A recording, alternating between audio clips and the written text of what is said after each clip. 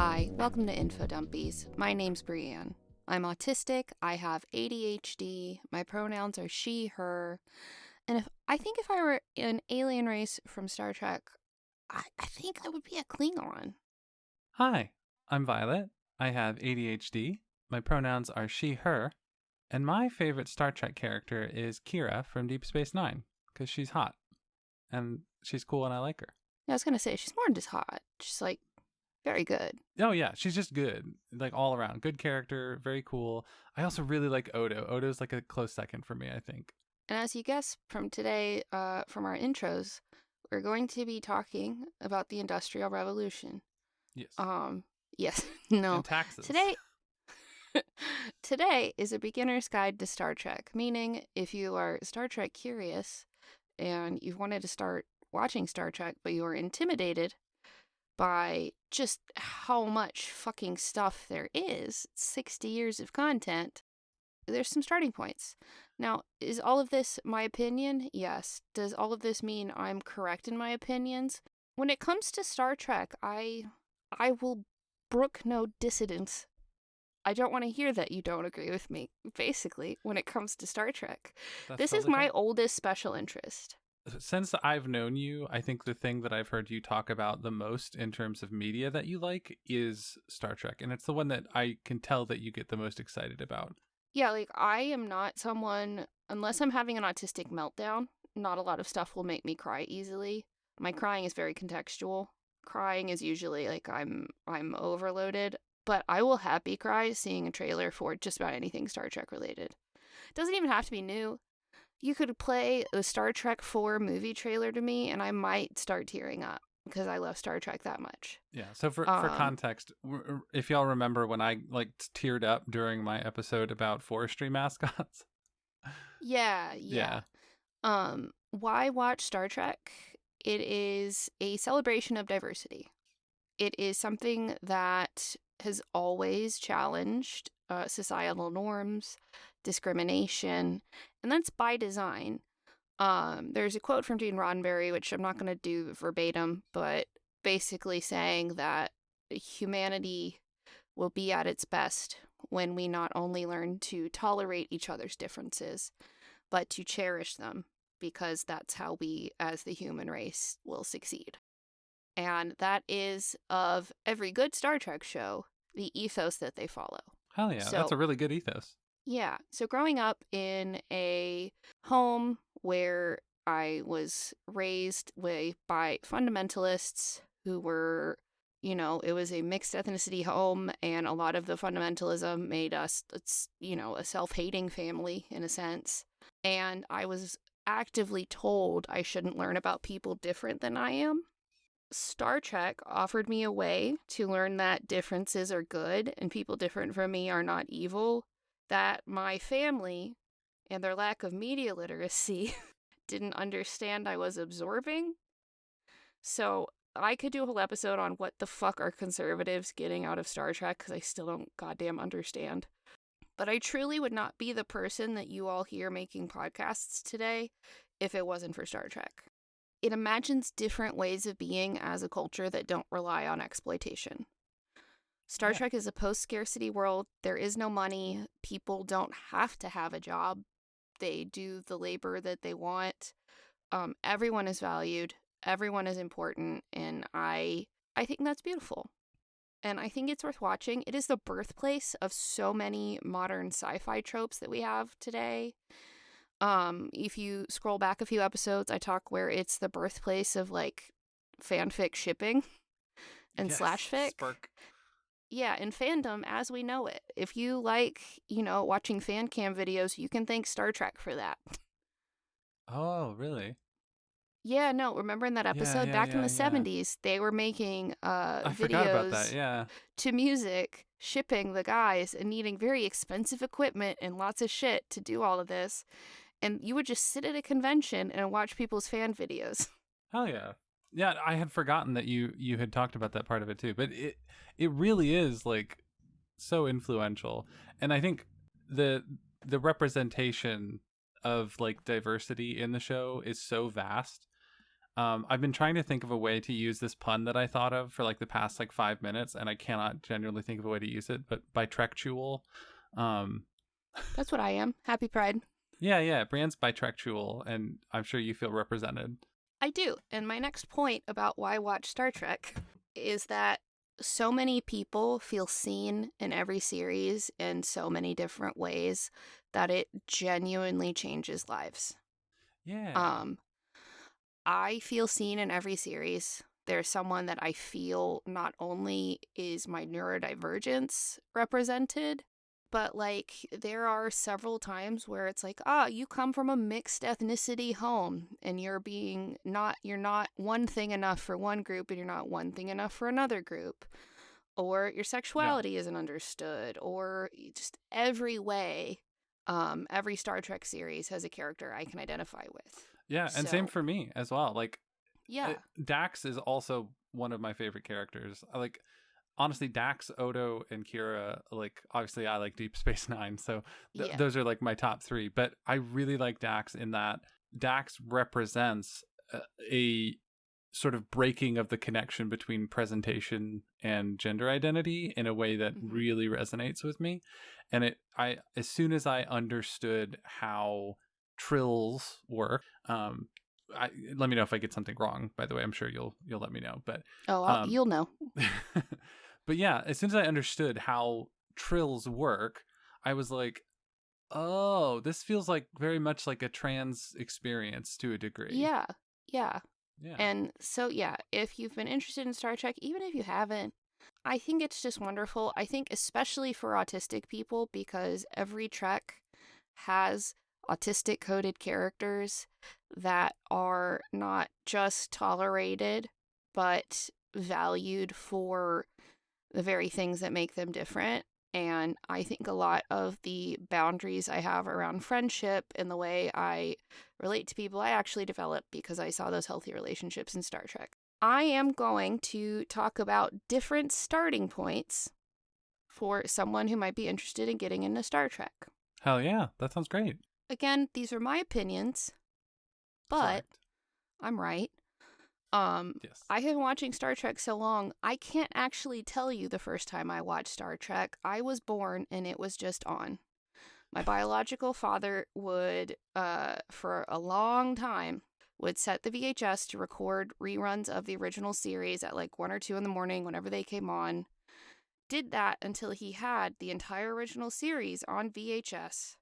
Made special sleeves for the cassettes that had art and episode descriptions Oh wow. on each of them. And from the time I was born, those were just in a row in a shelf under our TV in the living room. Yeah. I'm So, I'm just imagining you popping out the womb with like the live long and prosper hand sign going, yeah, and yeah. like It just your was. first word was con. Yeah, like and on the other side of my family, my Puerto Rican grandma loves Star Trek. Loves Star Trek. Don't know why she didn't absorb any of the messages. But she loved it. Yeah, maybe she's just like looking at the people in tight uniforms. For Captain Picard, for sure. She's That makes very sense. much into Captain Picard. Also, Captain Cisco, she was very much into. I could see that. Yeah, my nana was very open about that. Uh, Maybe she was bisexual as well. no, I don't think so. But Oh, if okay. there was a man she thought was sexy, I've been rewatching Stargate with James, and I just laugh because the guy I thought was handsome in that show, my nana also thought was handsome. So she felt very open to just go, ooh, in the middle of the show when he did something. I was like, it is genetic. I come by this honestly. Um, but okay, as of a year ago, and more Star Trek has come out since then because we are Mhm. in a weird Trek renaissance. A grand total number of hours of Star Trek content was about 837.5 hours. That's a This lot. this equates to 34.9 days. Full Wow. days. Without sleep is how long it would take to play all of the Star Trek that exists right now. That's So it's overwhelming. yeah. I know when I first started with Star Trek, which is shortly after I started dating you. To be clear, I am also by Trek Shul, in the sense that I've watched a little bit of two different series, basically mostly Deep Space Nine and some of the original series. And I watched some of the original series with my dad growing up, but just like random episodes here and there.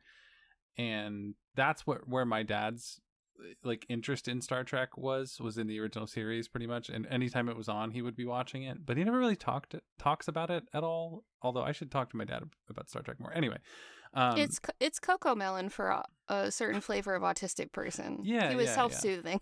My dad's an electrical engineer, so I think he liked the science aspect of it. Yeah. So, but yeah, Brianne showed me Deep Space Nine and had me jump in there, and I think that was a good starting point for me. Yeah. So I'm going to list some options for starting points. I will not be listing any of the shows that came out from Star Trek Discovery forward, not because I hate new Star Trek stuff, because there's a big camp that hates all of the recent stuff. I think it's delightful. I'm of the mindset, kind of like with coffee, even bad Trek is still Trek. Sure. Yeah, and I don't think all of this new Star Trek has been bad, to be clear. If Star Trek still used to accept spec scripts from just anyone, you could send a script in, and they might turn it into an episode. If they were still doing that when Lower Decks was on, they would ask me to stop sending stuff. I loved Lower Decks so much. They should start doing that again, honestly. Yeah. So the franchise began in 1966. It was 60 years. Whew. 60 years of shit. So my God. If you're intimidated, it makes sense. Each person will have their preferences for how to start a series, so I'm going to do my best to talk about the shows I think serve as at least decent starting points. I am talking about shows that came out when things were more episodic, because a lot of the serialized ones that have come out on streaming first really do rely on you having some background knowledge. Yeah, that makes a lot of sense. That's the only reason. Like, the reason I'm not recommending them is not because I don't think the shows are good, but because the style of writing for TV has changed so much since then that I don't think they're as good as starting points. That makes a lot of sense. So for each show I mention, I'll try to give an idea of what person might like to start with that show, a brief summary of the show as a whole, some pros of the series, and some cons of the series. I love you. Oddly enough, though, the Wrath of Khan movie isn't on this list, though it's one of the best Star Trek movies, because I do think you need the backstory to really appreciate it. So ironically enough, that's not on here, but it's a good one. I think you're right on the nose on that, because I saw that. That was like one of the first Star Trek things I ever saw growing up, was that movie. And I was like, I don't know what the fuck is going on, Dad. You're like, who is this man in the deep V-neck? Yeah, why is he wearing furs in space? This doesn't make any sense. Yeah, what the hell is happening? Why is he being weird to the small Russian lad? Yeah, why does he have that mullet? Yeah. So it's an excellent movie if you know what happened up until then.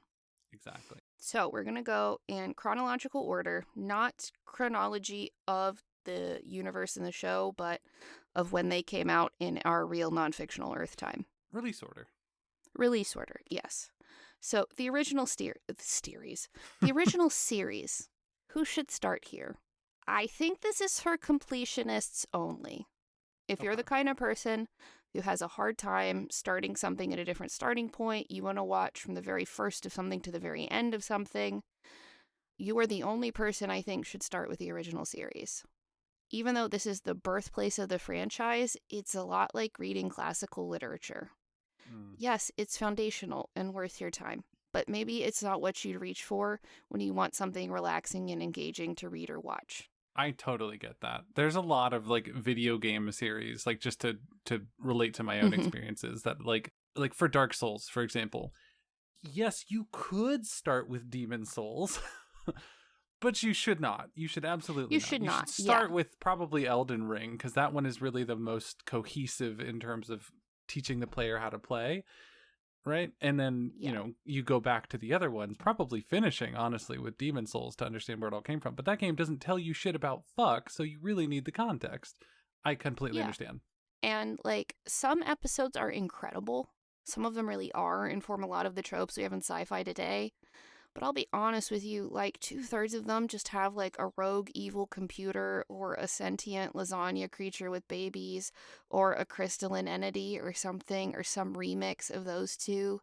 There are, if you do want to watch the original series, but you don't want to commit to the whole thing, you at least want to dip your toe in. If you look up best episodes of Star Trek, the original series, every single one of those lists is pretty much the same, like 5 episodes listed that are just really good television. Hell yeah. And it's episodic, meaning there's like an alien or planet of the week, issue of the week, so it's not like you're going to miss a whole bunch of overarching storylines. When I say episodic versus serial, just in case anyone is unclear on those, in TV writing, it used to be that when there was no means of recording or staying up to something if you missed it, people would drop off of a show because you couldn't go stream it. Right. VHS recorders weren't a thing. They needed to have a show that if someone had to miss a week or two, they could still watch it if it happened to be on at a time they could watch it again. Missing an episode wouldn't mean now you're thrown off and don't know what the fuck's happening. Exactly. They used to do that because the nature of how fleeting a TV episode was, you had to plan on people missing things.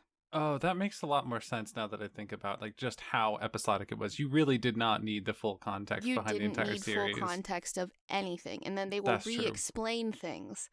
So, like, they'll re-explain how Vulcans work in some regards. They'll re-explain these other things because they're just saying, hey, you might just be jumping in here and that's fine. Right. They'll do like as a Vulcan who does not feel emotions, you must not understand. Yeah. Right. That sort of thing. Yeah. So you'll notice that when VHS players became popular, more serialized storytelling became popular. Because you could miss a week, but people had the means to record it. Yep. Yeah. In case they missed it and it was a show they loved. But Brianne, that's piracy. You wouldn't download a car. No, I'm just kidding. I would fucking do it in a heartbeat if 100%. I could. Yeah. I would download a car, I don't even need the car. I'll just do it. Fuck you. I'll download the car. Yeah, exactly. I'll download 5 cars. Fuck you. I don't even need it. I'll give them away. So brief summary of the original series. The crew of the Starship Enterprise, which is a flagship spaceship and a member of the Federation of Planets, goes on scientific missions to explore space and meet new alien life. The beautiful thing is, they tell you exactly what the show's about in the little intro monologue. To boldly go where no one has gone before. Says it all in the tin. Says what it does on the tin. Says it all in the tin. So, pros of this series is the original recipe. You have a black woman who speaks Swahili as the head of communications. She is one half of the first interracial kiss on television. Hell yeah. One that they didn't want to have done, wanted to cut back and forth, and for all of William Shatner's flaws, he made sure that he was twisting enough that you couldn't just cut from one thing to another. Anyway, a good story. They all wanted the interracial kiss to happen. You have a Japanese man at the helm, not too far from World War II. A Japanese man whose family was in an internment camp, who is at the helm of this ship. You have a Russian kid on the bridge, which at the time was especially controversial. And you have a pointy-eared alien man who serves as a lovely analog for mixed ethnicity and autistic folks.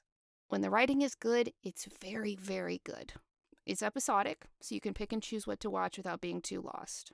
The diversity on this show was so powerful that between, I believe, the second and third season, or it might have been first and second, between 2 of the seasons, Nichelle Nichols was at a charity dinner, I believe it was the NAACP, and she was saying how she was probably going to quit doing the show she was doing. She was a mom, she was filming the show, she was working, she didn't actually get to sit down and watch the show she was on.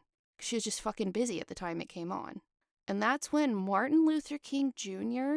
leaned over and said, "You have to keep being on this show. Do you understand how important you are? You are a black woman on television who is not playing either someone's maid or a slave or the help in any capacity. Do you know how powerful you just being present on that bridge is? Hell yeah. Wow. You need to keep doing this." So she kept making the show. And then Nichelle Nichols actually went on to go help recruit women for NASA. That's awesome. Yeah. So this show has changed so much about culture, and it's big pros to this series. It's some of the most Yeah. important television that's happened. And a great example also, that story, and why representation is so important in general, right? Because a common thing that I see from idiots online is, why does this game have to have so many queer people or women or whatever? Because it's important. Because those people are part of the world that we live in, and not everything Yeah. is about white dudes. Yeah, and like great example, Whoopi Goldberg says she decided she wanted to be an actor as a kid because she saw Nichelle Nichols on Star Trek and saw that she could play someone who wasn't the help. So That's then fast awesome. forward to Star Trek The Next Generation. Whoopi Goldberg plays Guinan on Star Trek. Oh man, her inner child must have been going nuts. Yeah. Also, John Cho had said that seeing Sulu on the bridge was really important to him because he knew that he could be anyone. He could be on the bridge. He could be just as important. Yeah, and honestly, when I think about media from the 60s, that time period, I cannot think of a single show or movie or anything. Not that I consume a whole ton of media from that era, but I can't think of anything that has nearly the level of representation that Star Trek has, even an iota of it. So some cons to the series. Like I said, a lot of the episodes just fucking suck. Some of it's rough. Yeah. Some of it's really rough to get through. It's also the 60s, so misogyny is still a prevalent issue in many of the episodes. It's also episodic, which is also one of the pros, but it's also one of the cons because it lacks a lot of character development and the overarching narrative of serialized shows, which for modern viewers, it can be kind of a deterrent because we are more accustomed to, as millennials at least, having TVs that have at least some storyline going through. Right, so, like, right. one Some of my continuity. one of my other special interest shows is Buffy, who did have a Monster of the Week, but that Monster of the Week also had something. They also were working on fighting some overarching big bad for the series every episode. So it's it's a nice in between, which is one of my favorite ways to do it. I used to use a term when I was doing DMing a lot, where I would say there's the monster of the week and then there's the monster of the month. Yeah.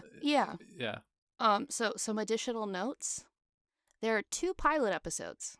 The first one is called The Cage, and it features a different captain, Captain Christopher Pike. When it first aired, the network told Roddenberry to lose the alien and the woman. The woman was the second in command, Majel Barrett Roddenberry. So rather than do that, he got a different captain. You switched to Captain Kirk. Spock was featured even more, and he said, and I married the woman. So Majel Barrett Roddenberry was in every series of Trek until she died. Hell yeah. Good for her. What a babe. Also, if you get into Star Trek and someone says they hate Lwaxana Troi, which is a character that she played, it's a red flag.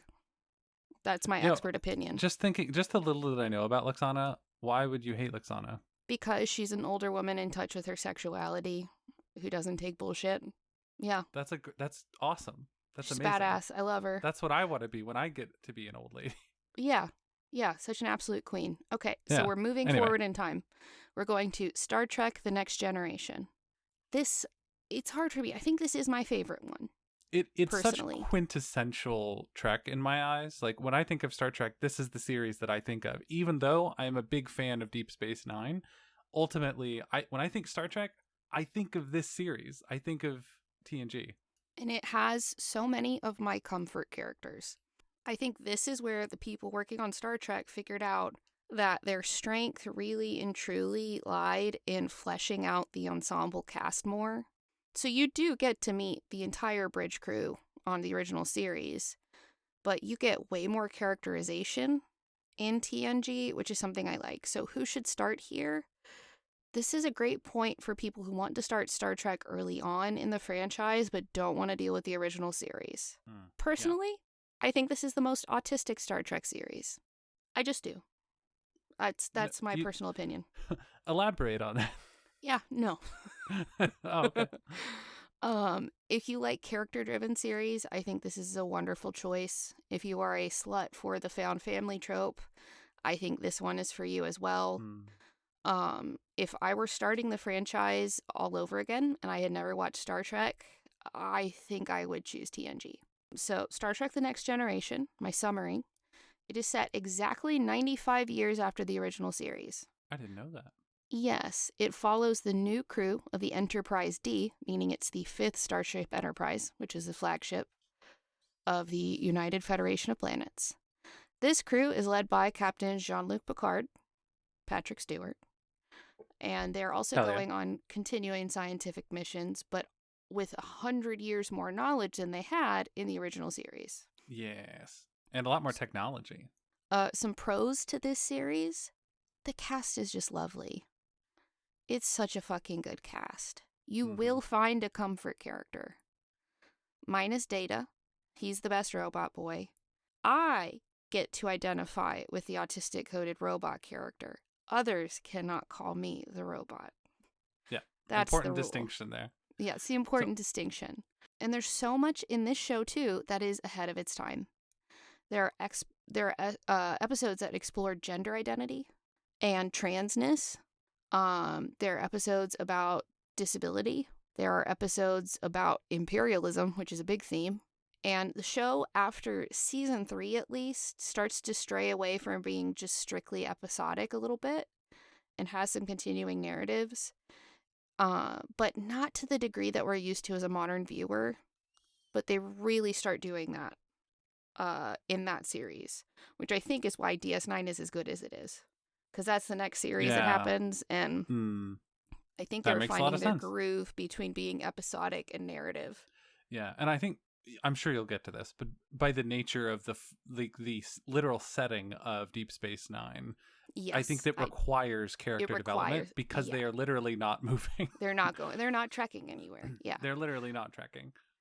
So in TNG, Picard is a better captain than Kirk. He just is. He's 100%. One of the best ones. He's my favorite one personally, I believe. But yeah, Kirk's a dogshit captain, and don't at me. I don't care. I will not be hearing arguments as to why you think he's not. Picard is diplomacy first, but if you're not willing to talk and work things out, he will kick your ass. Sometimes himself. I have not even watched TNG. I know that Picard is a better captain. Yeah. Like, the few bits of Kirk that I have seen from the original series, like, the only reason that man is still alive is because he has plot armor, and genuinely that is why. Picard is a fucking survivor and a strategist and a good person. Yeah, just a good guy. Just a good guy, yeah. No contest. Okay, so cons to this series, I will tell you the shortened version, but if you really want to know how fucked up things were the first few seasons, there's a documentary called Chaos on the Bridge that you should watch. When this show started, Gene Roddenberry, to put it nicely, was kind of losing it. He made a lot of decisions about how the writing would go that are just not conducive to good writing. They had a board in the writer's room of about 30 people who had been fired from the writer's room in those first 3 seasons, because Roddenberry said, by the 24th century, there will be no interpersonal conflict. Oh, I remember you telling me about this. Oh. No one was allowed to write any interpersonal conflict because he thought we would be beyond that. It's like, okay, beyond currency? Sure, yes, absolutely. Yeah. Beyond war? Yeah, sure, great, love it. Interpersonal conflict? Jinx. Yeah, he also said we wouldn't have bald people in the 24th century, and Patrick Stewart almost didn't get the gig. Sorry, I hadn't heard that before, but that's really funny to me. There's some really funny test shots of Patrick Stewart in a toupee that looks so fucking unnatural, like a cat walking on their hind legs and carrying a suitcase or something. It looks so fucking weird. It's just baffling to me that Gene Roddenberry couldn't conceive that someone might just want to be bald. Well, and I think the thing that changed it was, like, just how sexy a lot of the women were like, oh, don't you do anything to him. Oh, he's fine. Right, exactly. Yeah, don't do anything to him. Don't do anything to that man. Yeah. So he also would show up straight up just smoking a joint to set and be pretty fucking high and just be a mess to everyone. And TLDR, he fucked off to, I think, like, Fiji to go have his weird orgy, Fiji hot tub party stuff, whatever he was up to. Which, yeah, be a freak ass. You've earned it, but don't ruin the show. Yeah. Yeah. Go do your freaky shit. Yeah, don't mess up the show because of it. Yeah, he would send them weird memos like, hey, this is what a Ferengi penis is like. This is what this race's mating is like. Humans with vaginas love a Ferengi penis because the way it's shaped hits just right. Like, weird notes like that. And I was like, dude, go do all the pervert shit you want and let them write the show. You've done enough, bud. You've done enough. You've done Also, enough, man. I just looked up the picture, the early test shot of Patrick Stewart wearing the wig. It's so bad. Unnatural. It It's looks like so bad.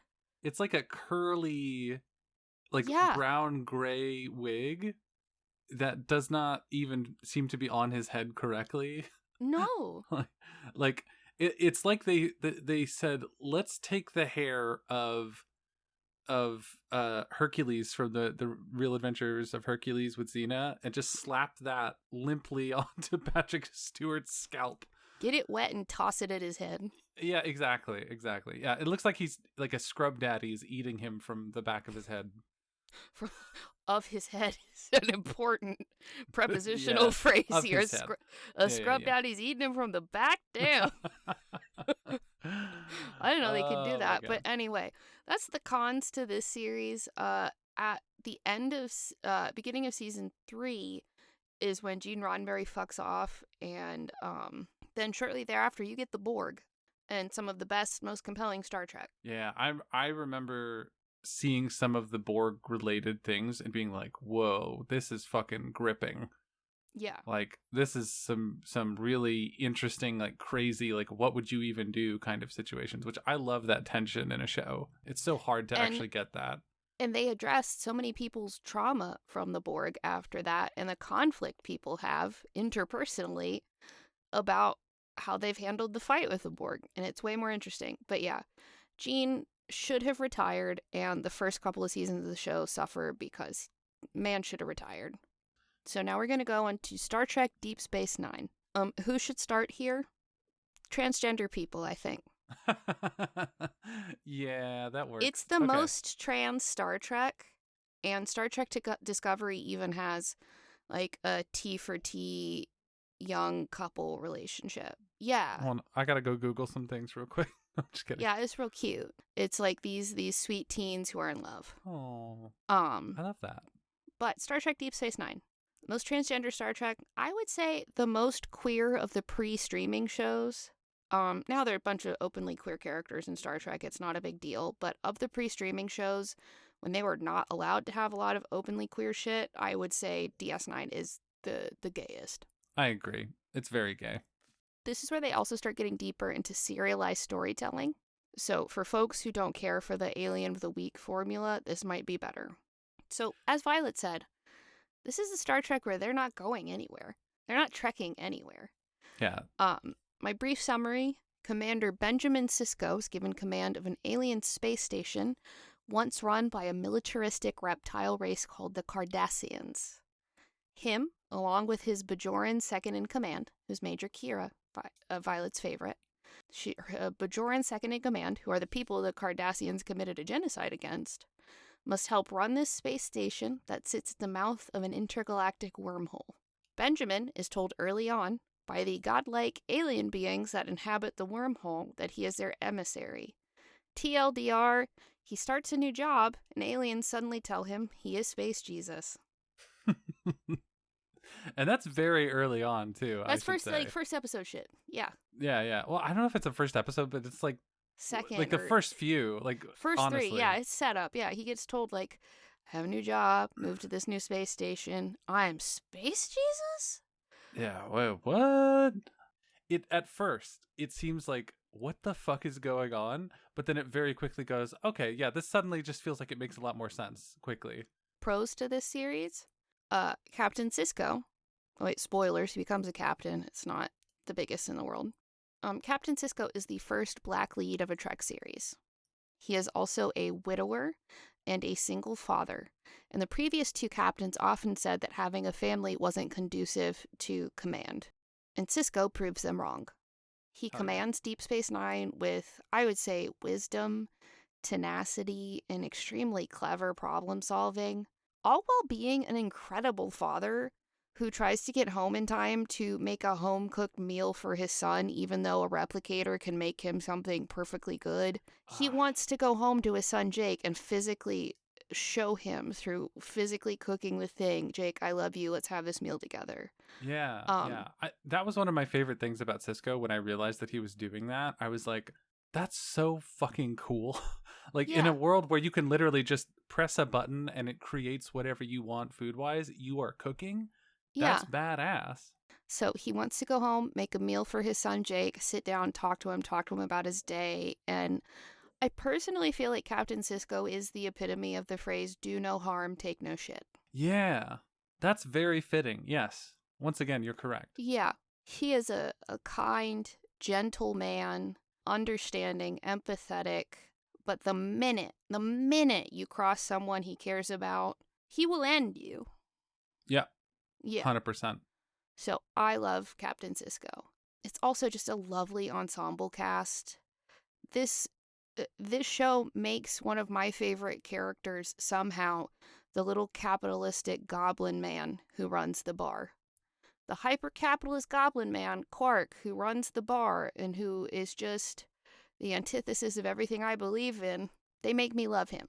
There's so many good characters in this ensemble, and you do get a lot of time with them because they're on a space station. They're not going anywhere. So when they do have their overarching storylines, but they also do have, oh, hey, this person docked on the space station. What's going on here? These people are coming to the space station. What's happening here? So rather than going to the aliens are coming to them. Yeah, I really like the diversity that it shows early on in the show and how you are constantly being introduced to new characters and new species of aliens and things in the bar.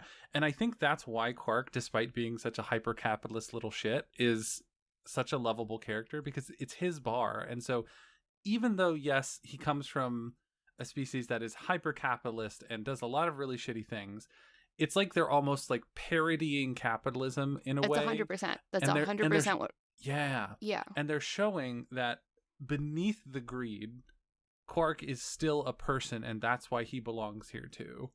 Because he Well, does so and many things where he's like, well, I shouldn't do this, but it's the right thing to do. And he doesn't say that, but he he does it doesn't anyway. say it. He doesn't ever say it. And that's why one of my pros is that it explores themes of queerness, identity, and killing the capitalist in your head. Because one of Yeah. the reasons I like Quark is very often he realizes the way I was raised to be is at odds with the thing I feel I need to do right now. So I'm going to do the thing that doesn't get me profit. His problem is that he Yeah. does no self-reflection on that. Yeah, exactly. I think sometimes he does those things that are like, this was the right thing to do, the anti-capitalist thing to do. And then we'll it seems like he comes up with an excuse later as to why. Yeah, It no, was he explained. actually. Well, see, I did it because technically I would profit more if I did this in the long run. Everyone's like, okay, sure, Quark. Yeah, but I'm playing the long game. I'm playing here. the It's long like, game. Okay, sure, man. Yeah, which is like this. That's such an interesting character trope to me. To have the character that's like a real piece of shit, except when it really counts. Yeah, You know. yeah. So, Deep Space Nine is great. Cons to this series: if you like them trekking places, there's very little trekking here. This show, as well as Voyager, has a man on the production team named Rick Berman, who was a is, man's still alive, raging homophobe and a misogynist. So there are many things in this show that he has twisted or didn't allow to happen, or they tried to have happen, or just kind of, there's not a whole lot that feels just kind of gross, but just some plot stuff doesn't make sense because he had his grimy little fingers all over it. So there are 2 characters in this show who, one is a doctor who is an AuDHD twink, and one is a lizard man who is a tailor. They were both playing their characters like they were gay for each other. Yes. Because there's nothing about the way they're written that's straight, nothing at all. Rick Berman hated it so much he introduced a female love interest for the lizard man.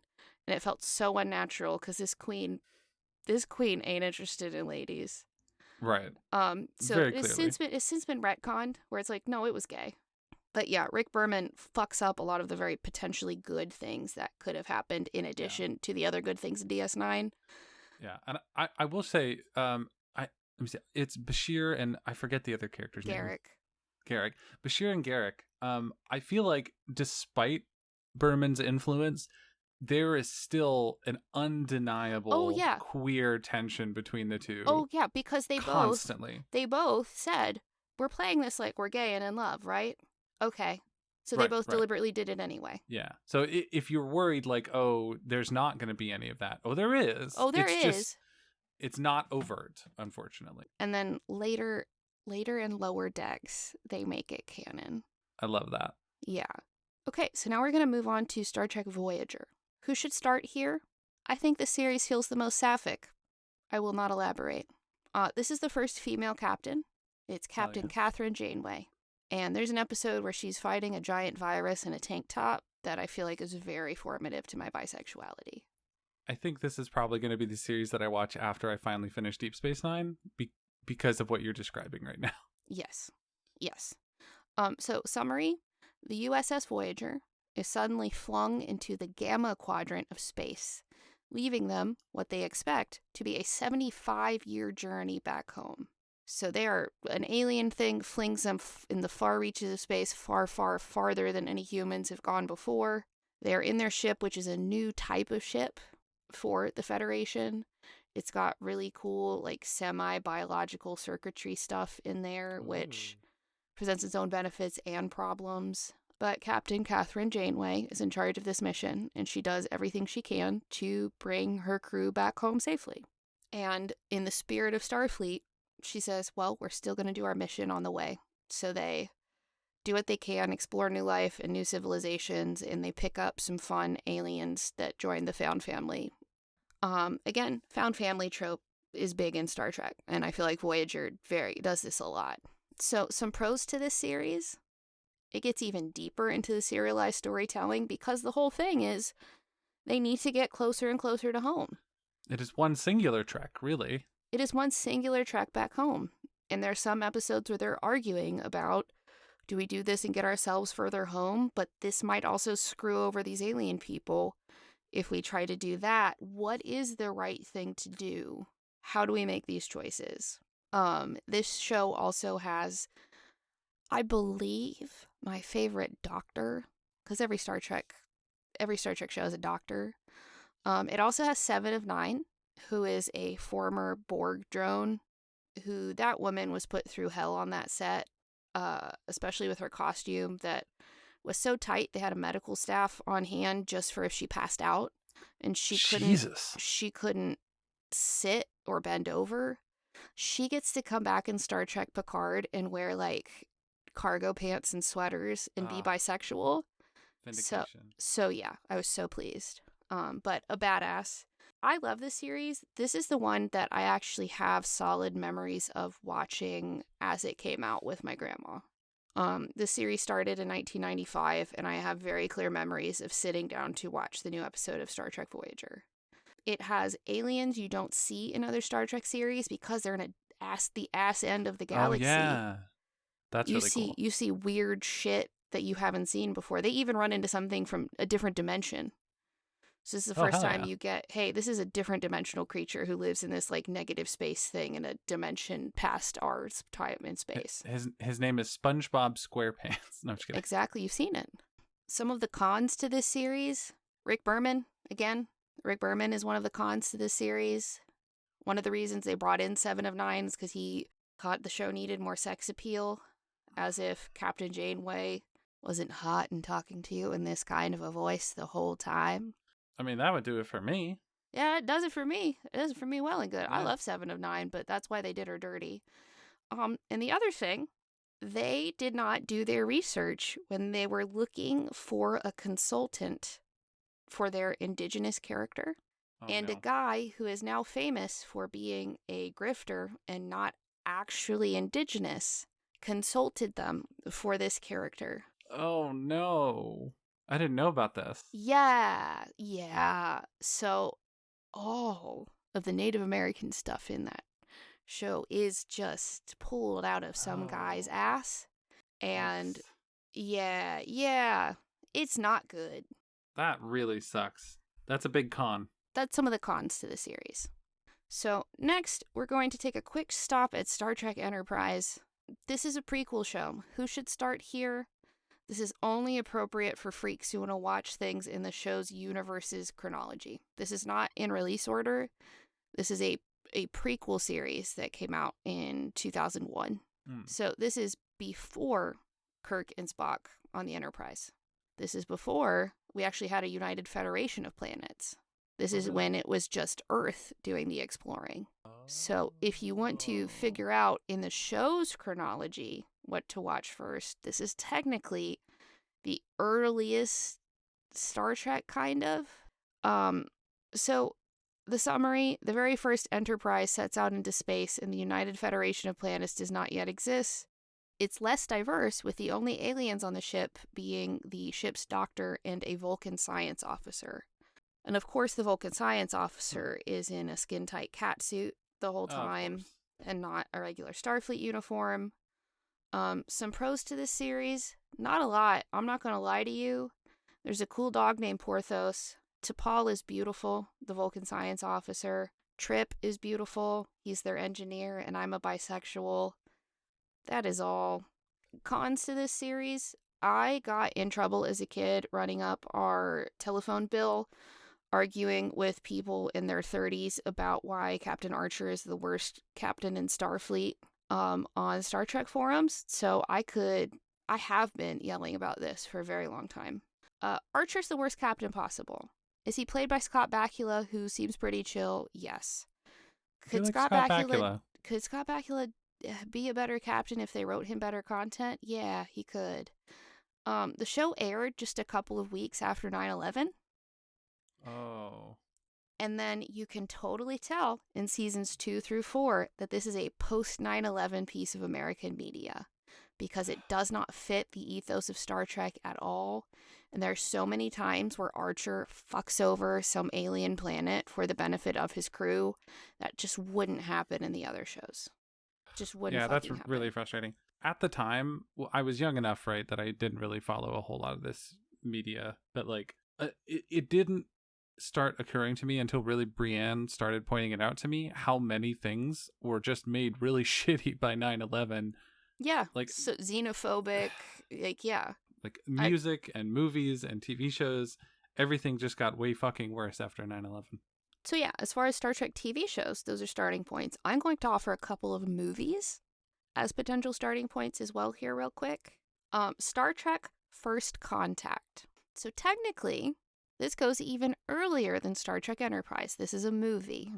If you want to start from where you can see the birth of Starfleet, this is the movie I would start with. So this has the Next Generation crew. So you get that found family stuff. This movie happened after the Next Generation TV show was long finished. Summary of the film: the cast of Star Trek The Next Generation has to go into the past to help make sure Zefram Cochrane, the guy who invents the warp drive, invents it, because inventing warp drive is the technology that Vulcans decide a planet needs before they will make first contact. So they are in a race against time with the Borg to make sure that humans develop the warp drive and have a good first contact with the Vulcans. I think I watched this movie with you and James at one point, and I remember it being quite good. Yeah, it's very good. Pros to this movie: it's just a lot of fucking fun. It's really fun. You get the established next-gen cast. You get time travel.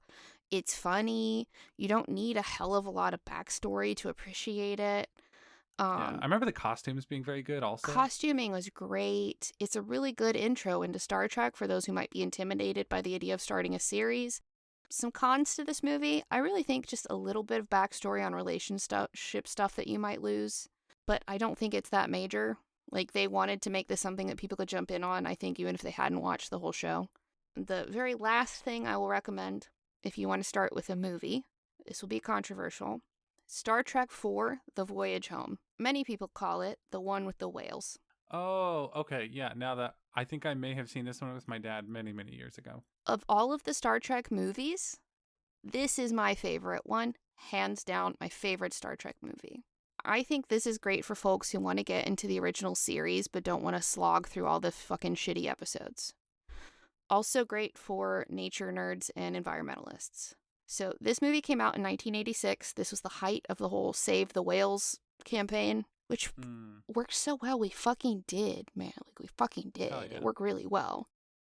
So this one, it sounds whack as hell, but hang with me. It's my favorite Trek movie.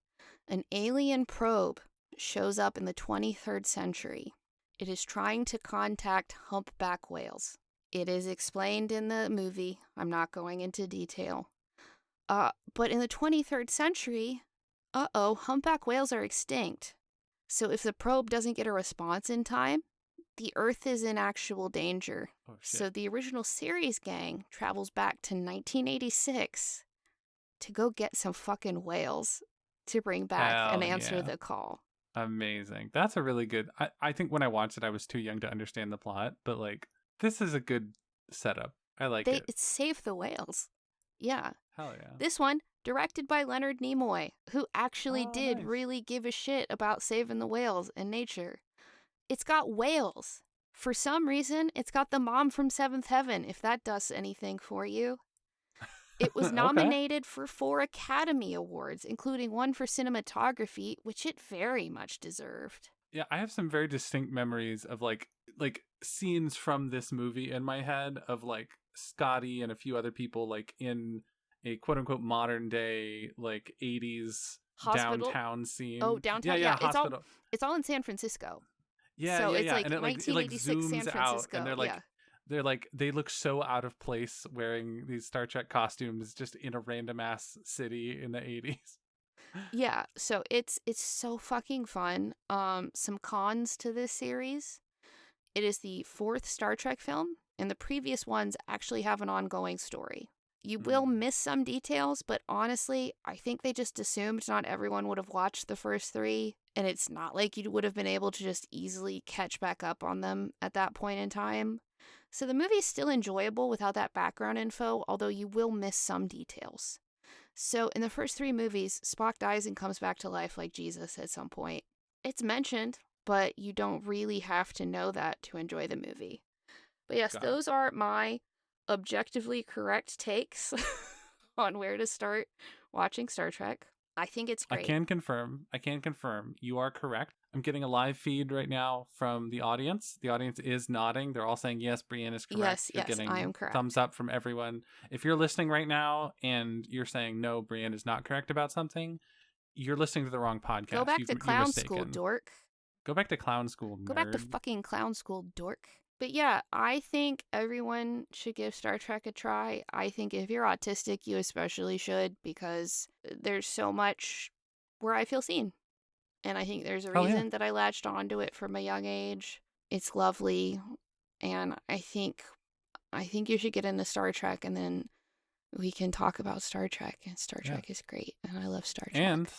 And if you're like me and you like autistic people, knowing about Star Trek is a really good way to pick up autistic hotties. Man, if you're trolling for some autistic ass, it's a safe thing to have some knowledge in.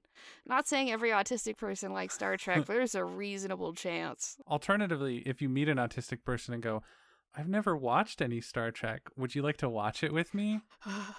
Bro. Yeah. Just take your pants off right then. Right then and there. Just take them off. But yeah, it's my only 2nd episode talking about Star Trek. I feel like I've practiced a lot of restraint. You're so restrained, so demure. Yes, I've practiced so much restraint with this. But now I'm so proud of you. But now I do want to go watch the one with the whales, I think. Yeah, I want to go save the whales too. Let's go watch the one with the whales.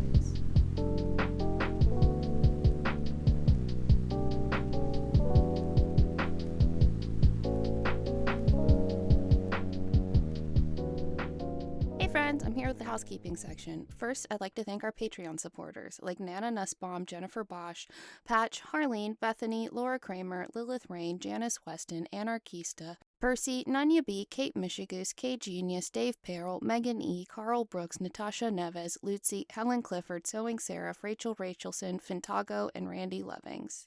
You know the drill. If you want to help the show, you can tell other people about the show, wherever you might hang out on the internet, be that Tumblr, Discord, Reddit, some weird, obscure forum for, I don't know, neat forks.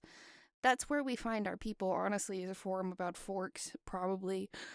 Anywhere you think someone might appreciate this show, please share it with them. We don't take paid ads.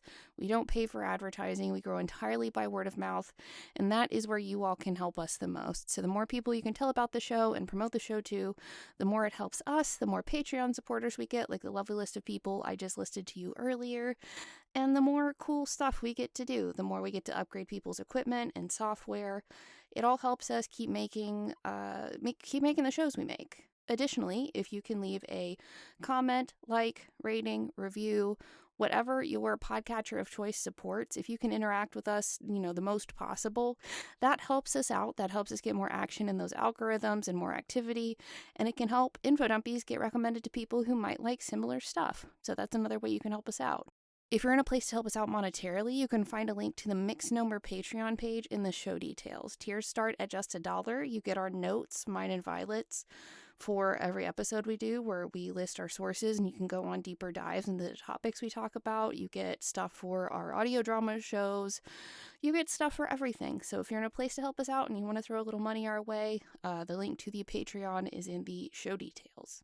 Additionally, if you want to hang out with us and have a great time with a bunch of people who love info dumping about cool things, you can find a link to the Discord server in the show details.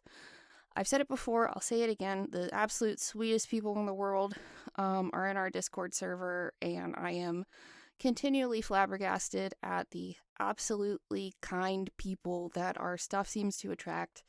I love the Discord server, so even if you just want to lurk and see what some people are talking about, we welcome all levels of participation because most of us are autistic and there's no expectation that you even pipe in at all. So if you want to, parallel play, if you want to come hang out in the Discord server, a link to that is in the show details.